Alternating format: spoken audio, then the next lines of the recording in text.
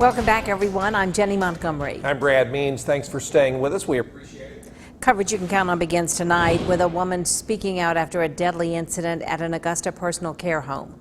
NewsChannel 6's Renata Dubose speaks with the daughter of a victim hospitalized during the extremely high temperatures inside that facility. My mom just said it kept getting hotter and hotter and hotter, and to the point where she felt like her skin was on fire. Susan Stiles can count making it out of her personal care home alive a miracle.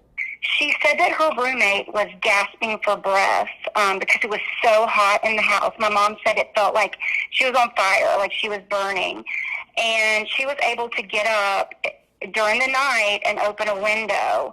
And I believe that really is what saved her and her roommate's life. And I think one of my patients is not living. Stiles, a 70-year-old mother with mental health issues, survived, but 2 others died and 4 people, including Stiles, went to the hospital in the 6-person capacity facility on Wrightsboro Road. The district attorney's office reports it was 138 degrees inside First Love Personal Care Home, and there were high levels of carbon monoxide. My mother has schizophrenia.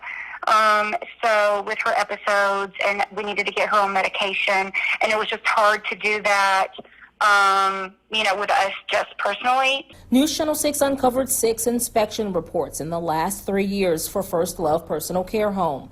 Earlier this year in January, trouble with the water temperature. But despite passing its July inspection, Llewellyn says First Love had issues before. In 2018, my mom complained of bed bugs, and she said that they came in and was taking care of it. Across its 3 Augusta facilities, there are more than 30 inspection reports, and many have issues with staff documentation, such as lack of training. But this report from May of last year on its Old Savannah Road facility shows no grab bars for residents in the bathroom, no fire extinguisher, and the water temperature exceeded 120 degrees.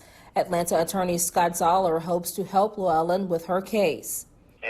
Appears there has been a shocking pattern in practice of abuse and neglect of these elder residents. Wearing the hero cape is nothing new, as Llewellyn says her mother has always been selfless and caring, graduating valedictorian from her high school class near Burnett Town, South Carolina. She hopes her story sends a message. I want the kids to know that there are organizations that they can go to and they can find out if there's any violations against the home. In Augusta, Renata Dubose, WJBF News Channel 6.